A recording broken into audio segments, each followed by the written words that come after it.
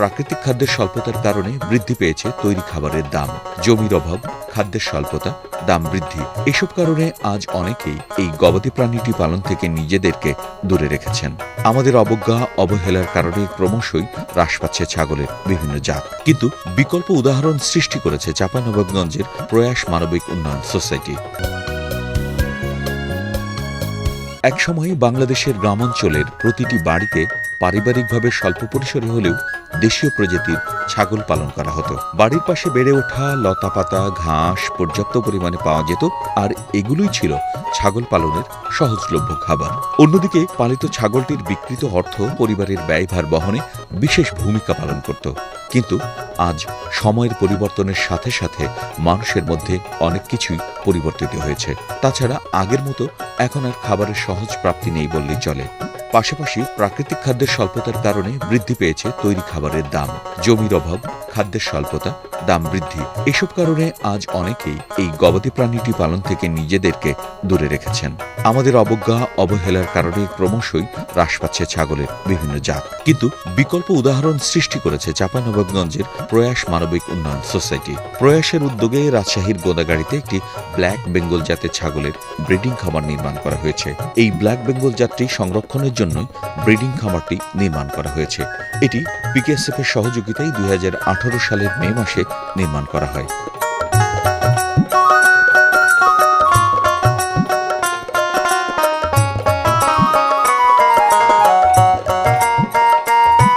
এখানে খাঁচা পদ্ধতিতে ছাগল পালন করা হচ্ছে এবং সব মিলিয়ে 140টি ছাগল রয়েছে। ছাগলগুলোকে আলাদা আলাদা শেডে রাখা হয়। ছাগলের খাবার হিসেবে নেপিয়ার জাতের ঘাস, খড় চপিং করে কেটে এবং দানাদার খাদ্য দেওয়া হয়।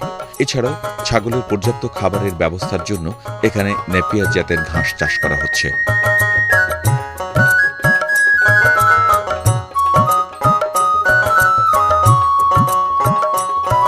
ছাগলগুলোকে সপ্তাহে একদিন গোসল করানো হয়। খামারটিতে একজন ডাক্তার সহ 5 জন লোকের কর্মসংস্থান হয়েছে। পয়সের খামারে চাকরি করি, 2 বছর থেকে চাকরি করি, ছাগল দেখাশোনা করি এবং আমি ছাগল সকালে উঠে আমি তাড়াই এবং ছাগলের অসুস্থ হলে আমি বুঝতে পারি, আমি চিকিৎসা করি এবং আমার ডাক্তারকে বলি। আমাদের এই খামারের মূল উদ্দেশ্য হচ্ছে যে আমাদের যে ব্ল্যাক বেঙ্গল ছাগল, এটা আমাদের একদম দেশীয় ছাগল, সেই জাতটা ধীরে ধীরে হারিয়ে যাচ্ছে। মূলত এই জাতটা সংরক্ষণের জন্যই আমাদের এই খামারটা স্থাপন করা হয়েছে।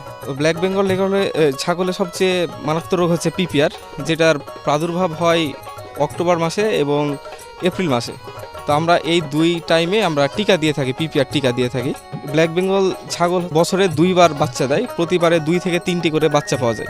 একজন বেকার যুবক যদি স্বাবলম্বী হতে চায় ছাগল পালনের মাধ্যমে, তাহলে আমি বলবো সে প্রথমে 10টি ছাগল নিয়ে শুরু করুক এবং একটি পাঠা নিয়ে ভালো স্থানীয় বাজার কিংবা এস্টাবলিশড খামার যে কোনো জায়গা থেকে ভালো জাতের ব্ল্যাক বেঙ্গল ছাগল কিনে সে এটা মাচা পদ্ধতিতে পালন করা শুরু করলে ভালো হয়।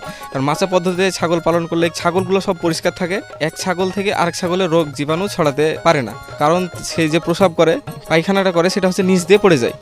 এজন্য ছাগল পরিষ্কার থাকে এবং সুস্থ থাকে। বাংলাদেশের গর্ব করার মতন অনেক জিনিস আছে, তার ভিতরে আমাদের কিছু জিনিস নিজস্ব, যেটা আমাদের ঐতিহ্য। যেমন যদি আমরা বলি সুন্দরবনের রয়্যাল বেঙ্গল টাইগার, এটা বাংলাদেশের এবং আমাদের একটা নিজস্ব ঐতিহ্য। তেমনি কালো জাতের ছাগল, যেটাকে আমরা বলছি ব্ল্যাক বেঙ্গল গোট, এটা কিন্তু আমাদের একটা নিজস্ব ঐতিহ্য, এটা আমাদের একটা নিজস্ব সম্পদ। পৃথিবীর বিভিন্ন দেশে বিভিন্ন জাতের ছাগল আছে, কিন্তু আমাদের এই কালো জাতের ছাগলের প্রজনন ক্ষমতা, তারপরে মাংসের গুণগত মান এবং স্বাদ এবং চামড়ার যে গুণগত মান এবং বৈশিষ্ট্য, এটা অন্য যে কোনো জাতের ছাগলের তুলনায় অনেক গুণ ভালো। এই জাতটাকে ধরে রাখার জন্য প্রয়াস যে উদ্যোগটা নিয়েছে, এখানে তারা যে ব্রিডিং যে ফার্মটা করেছে, এই ফার্মটার মূল উদ্দেশ্য আছে যে জেনেটিক্যালি আপনার ছাগলের জাতটাকে সংরক্ষণ করে সেটা পারিবারিক এবং খামার পর্যায়ে সম্প্রসারণ করা।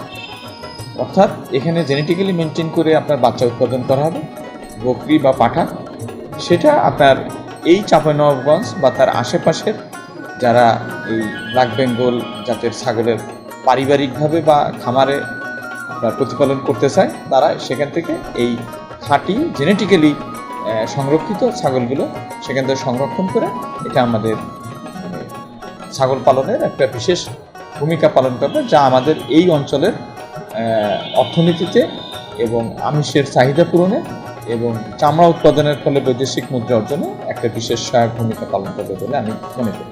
প্রয়াসের ব্ল্যাক বেঙ্গল জাতের ছাগলের ব্রিডিং খামার নির্মাণ করার উদ্দেশ্য ব্ল্যাক বেঙ্গল ছাগলের জাত সংরক্ষণ, জাতটির গুণগত মান বজায় রাখা, দারিদ্রতা দূরীকরণ এবং আত্মকর্মসংস্থান তৈরি, সদস্য পর্যায়ে ক্ষুদ্র উদ্যোক্তা তৈরি করা এবং উদ্যোক্তাদের মাঝে স্বল্প মূল্যে ছাগল বিতরণ করা ও বেকার সমস্যা দূরীকরণ।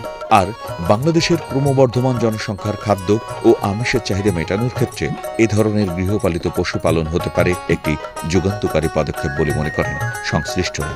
ছাগলের কৌলিক মান সংরক্ষণ ও প্রজনন নিশ্চিত করার জন্য আমরা চাঁপাইনবাবগঞ্জের প্রতিষ্ঠান প্রয়াস মানবিক উন্নয়ন সোসাইটি ছাগলের খামার স্থাপন করেছি, যেখানে ছাগলের যে যথাযথ মান অর্থাৎ ব্ল্যাক বেঙ্গল ছাগলের প্রকৃত মান রক্ষা করা এবং প্রজননটা বাড়িয়ে তৃণমূল পর্যায়ে এই ছাগলকে সরবরাহ করা অর্থাৎ পরিবার পর্যায়ে সরবরাহ করা এবং পরিবারে এর উৎপাদনশীলতা বৃদ্ধির মধ্য দিয়ে বাংলাদেশের ছাগলের যে অন্যতম একটা জাত ব্ল্যাক বেঙ্গল সেটিকে সংরক্ষণ করা, এটার চাষাবাদ বা উৎপাদনশীলতা বৃদ্ধি করা, মানুষের অর্থনৈতিক উন্নয়নে একবারে প্রান্তিক পর্যায়ের মানুষকে, দরিদ্র মানুষকে তার অর্থনৈতিক উন্নয়নে এই ছাগলটি গুরুত্বপূর্ণ ভূমিকা রাখতে পারে, যেহেতু এই ছাগলের উৎপাদন ক্ষমতা বা উৎপাদনশীলতা অনেক বেশি,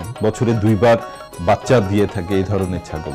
আমরা মনে করছি এর মধ্য দিয়ে চাঁপাইনবাবগঞ্জ, গোদাগাড়ি, নাচুয়াল তথা চাঁপাইনবাবগঞ্জ অঞ্চলে ছাগলের উৎপাদনশীলতা বেড়ে যাবে এবং এই অঞ্চলের মানুষ ছাগলের মধ্য দিয়ে অর্থনৈতিক উন্নয়নে ভূমিকা রাখবে।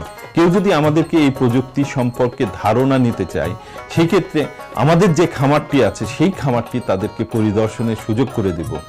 আশা রাখি এর মধ্য দিয়ে চাঁপাইনবাবগঞ্জ তথা বাংলাদেশের বিভিন্ন প্রান্তের মানুষ এই প্রযুক্তিগুলো বা মাচা পদ্ধতিতে ছাগল চাষের ক্ষেত্রে অবদান রাখবে এবং তার অর্থনৈতিক উন্নয়নে গুরুত্বপূর্ণ ভূমিকা রাখবে এবং বাংলাদেশের অর্থনৈতিক উন্নয়নে এই অবদানটিও সহায়ক।